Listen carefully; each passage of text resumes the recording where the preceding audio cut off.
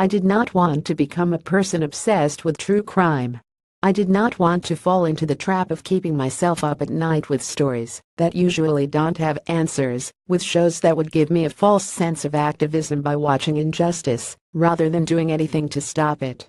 But here I am. Cereal was my gateway drug. I gave in to peer pressure during an 8-hour drive and consumed the first season in one gulp.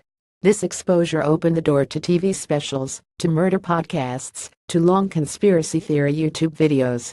I'd watch them in my kitchen, making dinner or baking brownies, or doing something that was pretty much the antithesis of what I was listening to.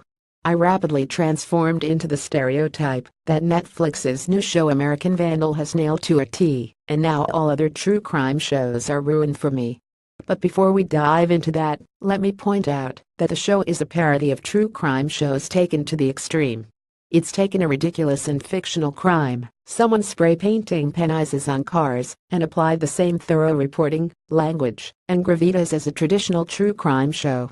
The joke, however, is on me and any other viewer who finds themselves getting just as caught up in American Vandal as they did Making a Murderer or The Keepers, despite the wildly different subject matter. I'm not sure if that's what American Vandal was trying to do, but it's not a dig on this show either way.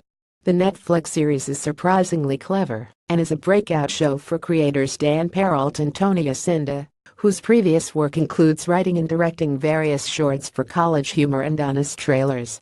The funniest parts of the show occur in the subtle jokes that are easy to miss, but expertly delivered by a handful of very young actors you've never heard of, but are about to see everywhere.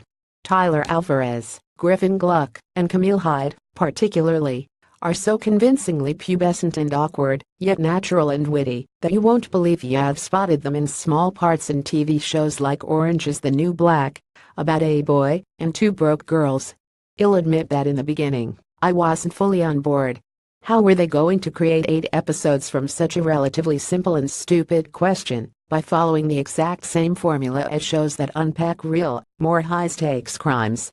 It's a formula I didn't even know existed, because I thought I was hooked by the subject matter, by my need for justice, and to expose bias in the system.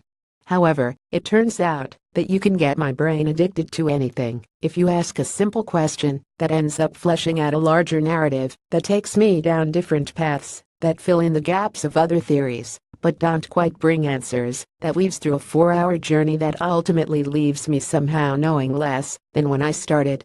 That's why watching this show has managed to ruin all other crime shows for me. It's the equivalent of a ride breaking down at a theme park. The lights turn on, the music stops, and you realize that the actual crime shows you are addicted to are nothing more than a few puppets on machines, programmed to do the same thing over and over again. If American Vandal can do it, so can anyone. But please watch it anyway.